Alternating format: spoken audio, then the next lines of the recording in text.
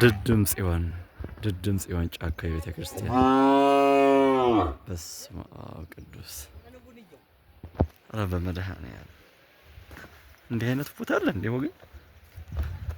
እግዚአብሔር ቦታን ሲመርጥ እንዲህ ነው ለካ። ቤተ መቅደሱን የሚያስቀምጥበት ቦታ ለካ የቀደሰው ቦታ ለካም እንዲህ አይነት ነው። የድድም ጽዮን ቤተ ክርስቲያን ጫካ። ይህ ደግሞ ተራራው ላይ ነው። ንብ ያለበት ተራራ ከቤተ ክርስቲያኑ ጀርባ። በስመ አብ ቅዱስ ቤተ ክርስቲያኑ አይቻት በጣም ይገርማል።